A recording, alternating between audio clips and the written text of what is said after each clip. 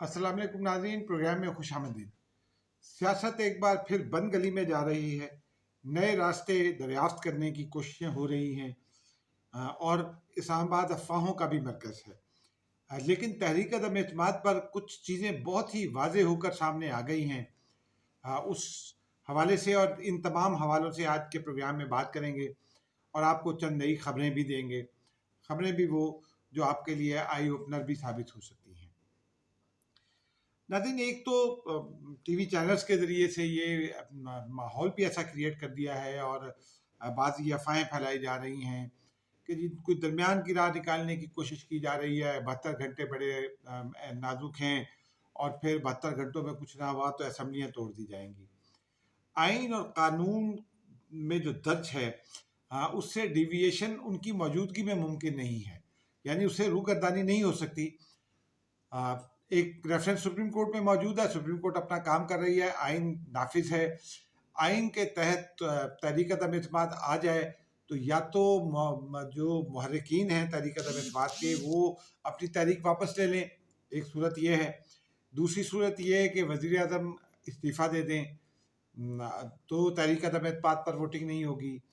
और तीसरी सूरत यह है कि राय शुमारी का सामना किया जाए और तहरीक अदम एतमाद के नताइज को कबूल किया जाए। इन तीन के अलावा चौथा कोई रास्ता नहीं है। चौथा रास्ता जो है वो मावराए आइन रास्ता है, लेकिन हमारे बहुत सारे एंकर हजरात उनको चीज़ों की समझ भी नहीं है। इवन ये कि एक बड़े चैनल पर आज जो डिस्कशन हो रही थी उस डिस्कशन में ये तासुर दिया जा रहा था उसकी ट्रांसमिशन में एक बड़े एंकर की जानिब से कि जो तहरीक अदम एतमाद पर है वो खुफिया राय शुमारी होनी है। खुफिया राय शुमारी नहीं है, ओपन वोट है। अगर ओपन वोट को चैलेंज कर दिया जाए उसके नताइज को तो फिर डिवीज़न होना होगी, यानी यस और नो की गैलरी में जो तहरीक अदम एतमाद के साथ होंगे, चूँकि तहरीक अदम एतमाद में अपोजिशन ने पूरे करने हैं मेंबरान 172, तो वो जाएंगे तहरीक अदम एतमाद की हिमायत के हवाले से जो गैलरी बनाई जाएगी उसमें जाएंगे। और हुकूमत का तो ये फैसला है कि वो ईवान में नहीं आएगी। अब वज़ीर आज़म ने गुज़िश्ता रोज़ अरकान को ख़त लिख कर मुतनब्बे कर दिया है कि जो रुकन भी ईवान में आएगा उसके खिलाफ आर्टिकल 63A की जी नाफिज होगी, लागू होगी, यानी उसको डिसीट कर दिया जाएगा और he would be cease as member. लेकिन चूँकि आइन में दर्ज तरीक़ाकार के मुताबिक मेंबर का वोट है, वो वोट काउंट होगा और जब इलेक्शन कमीशन डिक्लेयर करेगा उस वक्त वो नाअहल तसव्वुर होगा। उसी मुद्दत के लिए फ़िलहाल सुप्रीम कोर्ट कोई दूसरी राय दे दे तो अलग बात है, तो उस वक्त तक कोई ऐसा मामला नहीं है। लेकिन आज नाज़रीन, गुज़िश्ता रात हमारी भी बहुत हेक्टिक गुजरी। रात 10 बजे के करीब MQM के मुज़ाकरात शुरू हुए अपोजिशन की जो कमेटी थी उसके साथ, स्टीयरिंग कमेटी जिसको कहते हैं अपोजिशन वाले। उसके बाद ये तय था कि अगर स्टीयरिंग कमेटी नाकाम हो गई तो आसिफ अली जरदारी के करीबी दोस्त हैं, मेरे भी दोस्त हैं, उनके साथ बहुत अच्छे ताल्लुकात हैं, सेनेट ऑफ पाकिस्तान में होते हैं। उन्होंने जाना था MQM से बात करने के लिए, क्योंकि कराची से ताल्लुक़ होने की बिना पर उनके ताल्लुकात MQM की क़यादत के साथ भी बहुत अच्छे हैं। तो और उन्होंने इब्तदाई कुछ काम भी किया था, MQM को पीपल्स पार्टी के साथ बिठाने में भी उनका कलीदी किरदार था। लेकिन उसकी नौबत नहीं आई। फिर रात के 1 बजे के करीब ये पता चला कि उसको माहदे को तहरीरी शक्ल दी जा रही है। हमने वो खबर नाज़रीन तक पहुंचाई। उसके बाद सुबह तकरीबन 3 बजे तक ये मामला चलता रहा। पौने 3 बजे के करीब ये खबर आई कि माहदे पर दस्तखत हो गए हैं। उसके बाद बिलावल भुट्टो जरदारी का ट्वीट आ गया। उन्होंने बताया कि पीपल्स पार्टी और मुस्लिम PMLN, माफ़ कीजिएगा, MQM जो हैं, they have reached on agreement. आज उस हवाले से बाज़ाब्ता तौर पर प्रेस कॉन्फ्रेंस हुई और उसमें ऐलान कर दिया गया माहदे, 2 माहदे में बुनियादी तौर पर और एक आइनी तरमीम को एग्री किया गया है। एक माहदा चार्टर ऑफ राइट्स के नाम से है, वो वफाकी हुकूमत के साथ है।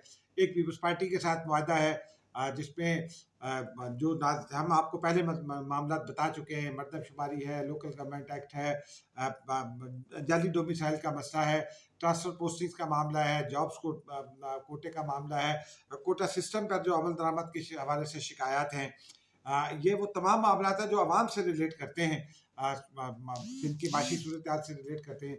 और बिलावल भुट्टो जरदारी ने ये कहा कि रिगार्डलेस इस वायदे के वो MQM के साथ बहुत अरसे से राब्ते में थे और कोशिश ये कर रहे थे कि सिंध की दोनों कुव्वतें, शहरी और देही सिंध की दोनों कुव्वतें जो हैं वो मिलकर आगे बढ़ें। शहबाज शरीफ साहब गारंटर के तौर पर सामने आए, मौलाना फजलुर रहमान सामने आए, लेकिन उसके बाद एक बड़ी डेवलपमेंट हुई। वो बड़ी डेवलपमेंट ये हुई नाजरीन के MQM और अपोजिशन की प्रेस कॉन्फ्रेंस के बाद और गुज़िश्ता रात जब पीपल्स पार्टी के साथ मायदा हो गया और अपोजिशन के साथ, तो गवर्नर सिंध वहाँ MQM के पास पहुँचे, लेकिन MQM ने उन्हें माजरत कर ली। एक तो ये डेवलपमेंट हुई और फिर आज गवर्नर साहब ने MQM के साथ राब्तों के हवाले से वज़ीर आज़म को हतमी रिपोर्ट पेश कर दी कि अब कुछ फ़ायदा नहीं है, कुछ नहीं हो सकता। आज इस दौरान में दिन में ये अपोजिशन की प्रेस कॉन्फ्रेंस से पहले आर्मी चीफ और जनरल DG ISI की मुलाकात हुई वज़ीर आज़म से। बुनियाद वो ख़त था जो जिसके बारे में ये कहा गया था कि बैरून मुल्क से धमकी आई है और धमकी अमेज़ ख़त आया है। तो पता ये चला, हुकूमती ज़राए ने ही ये तस्दीक की और बाद में प्राइम मिनिस्टर साहब ने सीनियर सहाफ़ियों के साथ बातचीत में भी कहा कि पाकिस्तानी सफ़ीर ने वो साइपर भेजा था। साइपर कहते हैं डिप्लोमेटिक ज़बान में उस मरासले को जो सुफरा भेजा करते हैं, केबल भी कहते हैं उसे, और उसमें फिर जो जहाँ भी गुफ्तगू होती है वो मिनट्स ऑफ द मीटिंग भेजे जाते हैं और उसके साथ सफ़ीर अपनी राय भी भेजते हैं। तो वो सफ़ीर असद मजीद खान साहब का नाम सामने आया, जो जिन्होंने अभी चंद रोज़ पहले अमेरिका में अपना चार्ज छोड़ा है और ब्रसल्स में वो पाकिस्तानी सफ़ीर हैं। तो उनकी बीच में राय थी कि शायद ये जो है वो हुकूमत को ख़त्म करना चाहते हैं और उस दौरान में फिर ये हुकूमत की जानिब से ये कहा गया कि धमकी दी गई है। पाकिस्तान में अमरीकी सफारत खाने ने इस पर मामले पर बात करने से इनकार कर दिया। स्टेट डिपार्टमेंट ने इसकी ऑफिशियली तरदीद की, लेकिन इस पर एक सवाल भी नाज़रीन उठा है कि क्या सफ़ीर की राय को आप किसी की धमकी करार दे सकते हैं? और फिर ये केबल तो आया 1 महीना पहले, तो उसको अचानक आपको कैसे याद आया कि 7 मार्च को आ गया? इसमें क्या मामला है? फिर आजकल कौन सा मुल्क ऐसा है जो धमकी देगा और वो तहरीरी तौर पर धमकी देगा? ये बड़े सवालात हैं। और फिर क्या हमने अपने जो बैरून मुल्क पाकिस्तानी हैं उनके मफादात को पहले प्रोटेक्ट कर लिया है? क्योंकि जो पाकिस्तान की माशी ताल्लुकात हैं उसमें सबसे बड़ा कंट्रीब्यूशन यूरोप से आता है और फिर अमेरिका से आता है। जो रेमिटेंसीज हैं उसमें सबसे बड़ा कंट्रीब्यूशन अमेरिका से आता है। सऊदी अरब पहले नंबर पर है या मशरिक़ वस्ता, लेकिन दूसरा नंबर अमेरिका का है, तीसरा नंबर यूरोप का है। तो ये चीज़ें हमारे देखने की थी। अपोजिशन क्या चैलेंज करती है कि उसको लाएं, लेकिन हुकूमत ने आज एक अच्छा फैसला किया कि कौमी सलामती कमेटी का इजलास बुलाया जाएगा, उसमें ये खत रखा जाएगा। स्पीकर कौमी असम्बली ने अपोजिशन के रहनुमाओं को बंद कमरा इजलास की दावत दे दी है, ये आपके लिए बड़ी खबर है।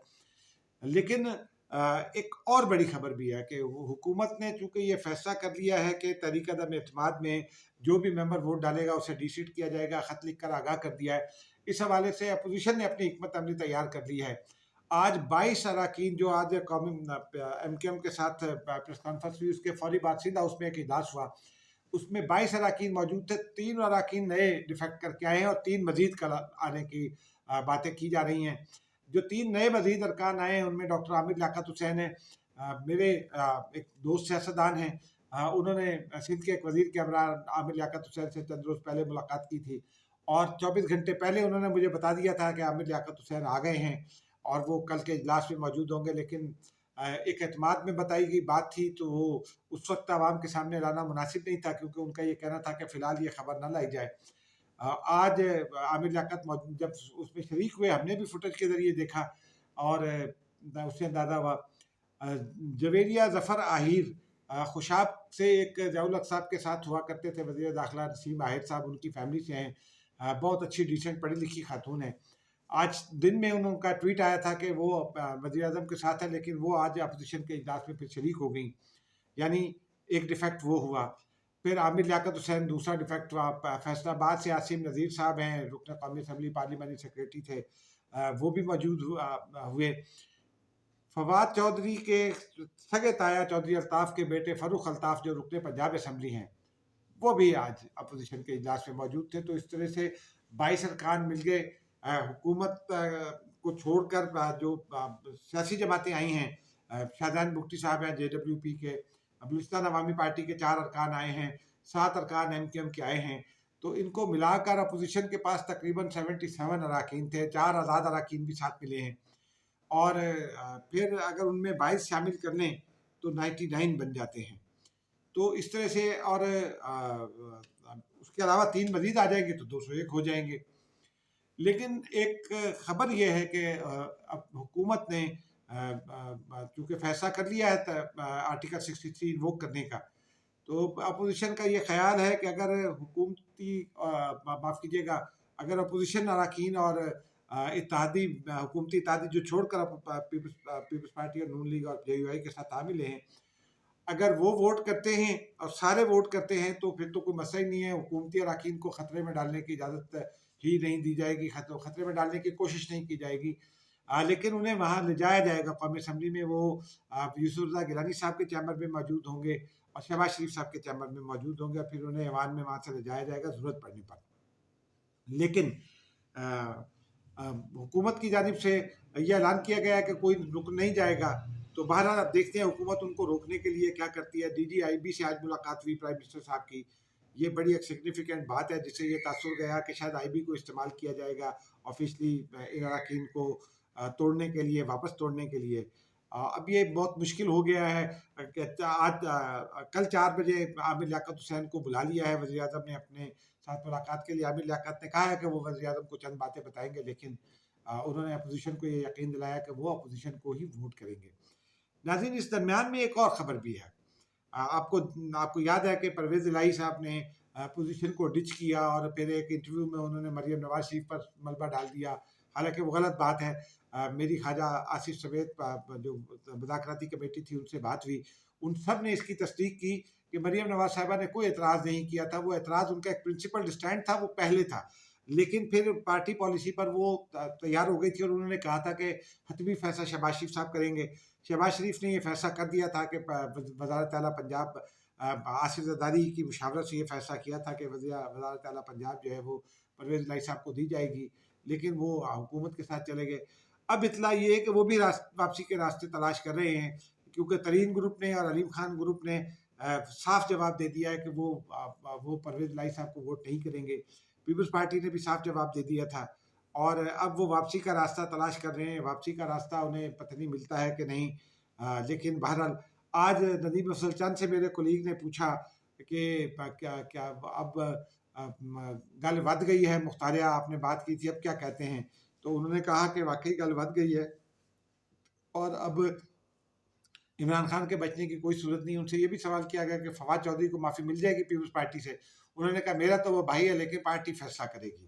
بہرحال فواد چودھری صاحب ابھی بھی حکومت کے ساتھ ڈٹے کھڑے ہیں. اچھا ہے اگر آپ سیاسی طور پر کسی ایک جگہ کھڑے ہوں، آپ کی اس سے عزت ہوتی ہے، آپ کے پرنسپل اسٹینڈ سے. لیکن ناظرین، اس درمیان میں یہ بھی خبریں آئیں کہ چودھری شجاعت حسین بہت نالاں ہیں پرویز الہی صاحب کے فیصلے سے اور مونس الہی کے فیصلے سے، پشیمان ہیں، پریشان بھی ہیں. وہ آصف علی زرداری کے صاحب کے ساتھ ان کی گزشتہ روز ملاقات طے تھی، رات کو ہونی تھی 9 اور 12 کے درمیان. لیکن چونکہ ایم کیو ایم کے ساتھ مذاکرات کا معاملہ چل پڑا تو وہ گفتگو ان کی بات نہ ہو سکی. اور میری اطلاع یہ ہے، اور یہ آصف علی زرداری کے بہت ہی قریبی لوگوں نے اس بات کی تصدیق کی کہ چودھری شجاعت حسین کی تفصیل سے بات ہو گئی آصف علی زرداری صاحب سے، اور دونوں کے درمیان چودھری شجاعت حسین صاحب اور آصف علی زرداری کے درمیان جو برف جم گئی تھی تعلقات میں، وہ برف پگھل گئی ہے. اور اطلاع یہ ہے، اور طارق بشیر چیمہ نے کل چیئرمین سینٹ سے ملاقات کی تھی. انہوں نے واضح کر دیا تھا کہ چیئرمین سینٹ کو بھی بتا دیا اپوزیشن کو ووٹ کروں گا، ڈنکے کی چوٹ پر کروں گا. ان کے ساتھ کاف لیگ کے 2 اور لوگ جو ہیں ان کے بارے میں بھی یہ اطلاع ہے کہ وہ چودھری شجاعت حسین کے کیمپ میں ہیں اور وہ بھی اپوزیشن کی تحریک عدم اعتماد کا ساتھ دیں گے. اتحادی جماعتوں پر کوئی ڈیفیکشن کلوز نہیں لگ رہی. لیکن ناظرین، اس میں ایک تشویشناک بات یوں سمجھ لیں یا افسوسناک بات سمجھ لیں، وہ یہ ہے کہ اتحادی جماعتیں جو حکومت کے ساتھ اتحاد کرتی ہیں وہ کوئی غلام نہیں بن جاتی. لیکن آج گورنر نوید جمیل کے ساتھ وہ واپس جا رہے تھے کراچی، چونکہ وہ ایم پی ہیں، وہ مذاکرات کے لیے اور معاہدے کے لیے آئے تھے. ڈپٹی کنوینر ہیں، وہ one of the deputy convener M Q M کے. ان کے ساتھ ٹرالنگ کی گئی ایئرپورٹ پر. فیصل سبزواری نے اس کی ٹویٹ کر کے تصدیق بھی کی، اور انہوں نے یہ بھی بتایا کہ پی ٹی آئی کو بتایا گیا ہے کہ اپنے لوگوں کو سمجھائیں اور یہ تلخی پیدا نہ ہو. لیکن اس کے بعد ایک اور رکن قومی اسمبلی پر بھی بوتلیں پھینکے جانے کی افواہیں ہیں. उन रुकन कौमी असम्बली से मेरी बात नहीं हो सकी, इसलिए उनका नाम लेना मुनासिब नहीं है, लेकिन ये अफवाह भी अगर फैलती है तो कोई ना कोई तो वजह होती है।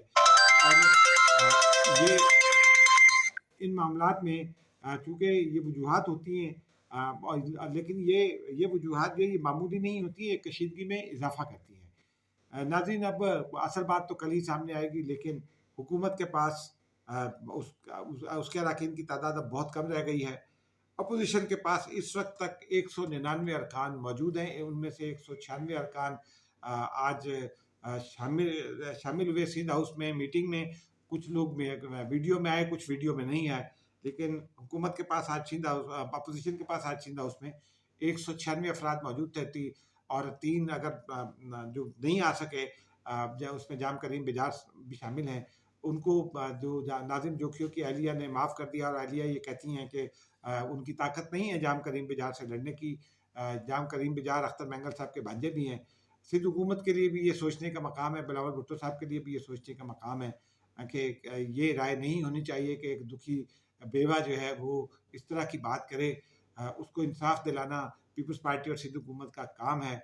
नाज़रीन, मुझे इजाज़त दीजिए, अब तक के लिए इतना ही। मिलते हैं कल एक और वीडियो में। खुदा हाफ़िज़।